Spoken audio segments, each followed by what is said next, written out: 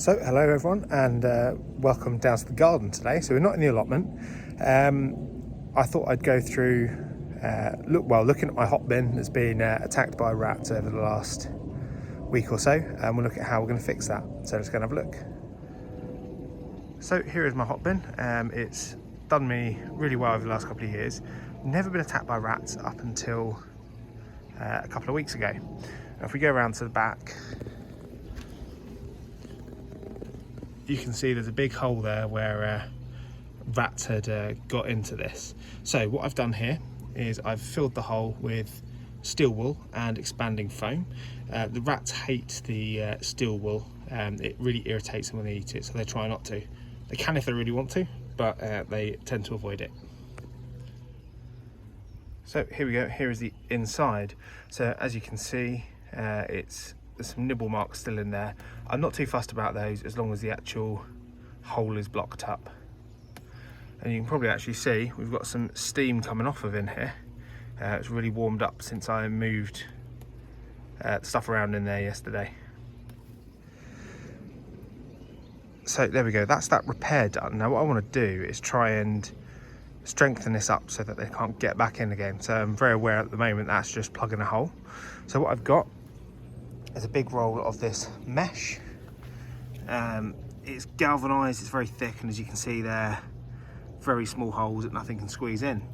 Now I did initially try and staple one of these on, but because of the material it's just come straight out. So I'm going to use these little screws with a couple of washers on each one just to hold it in.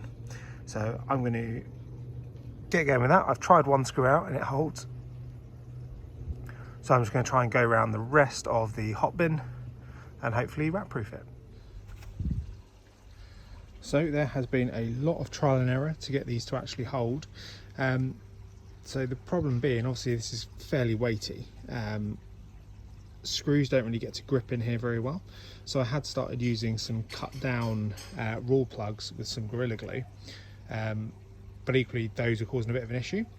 So what I've now done is realised that actually it's really, really thick. This, as you can see, is actually quite a thick wall.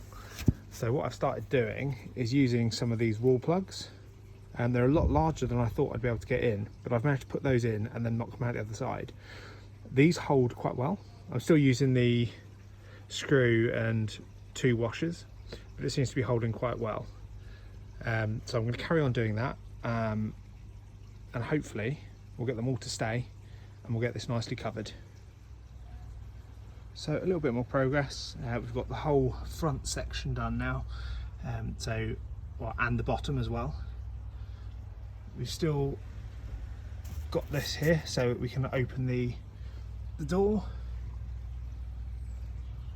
but it's still protected. And now we've just got to do round the sides and the lid. And I've got some ratchet straps just to hold that extra tight when we do this back up. So here we go, this is the almost finished product. It's not quite done yet, but as you can see it's starting to get dark, so I need to kind of head inside and do the finishing touches next time. So as you can see, we've got the mesh the whole way around this, on top as well, with the exception of this little bit here, but that's really thick, and we need that for the air vent. What I do need to do is just go along with a bit of wire around these just to join those up. It's a little bit tricky because of the angles.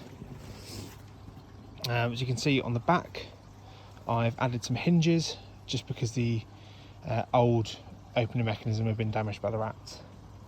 As you can see, we are meshed all the way around. And then what I have done is swapped out the strap for some ratchet straps just so that I can get these nice and tight. And then all I've got to do next time, as I say, is tidy these little edges up, and I've got a couple of little latches to go on the front just to stop anything opening this when I don't want to. So it's now the next day. I've been back just to finish off those few little bits. I'll give you a quick show and then we're done. So here we go, as you can see it's really windy out here at the moment.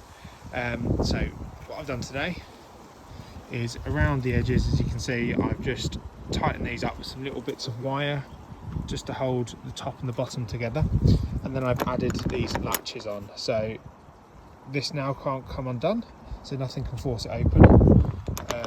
But we've got these little bits in here we can hook down, slide the flaps off, and we can then open.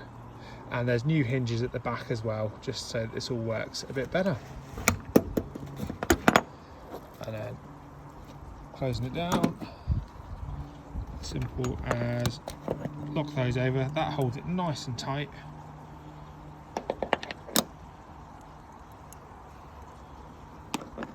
And we can just hook those back over, and it's nice and secure.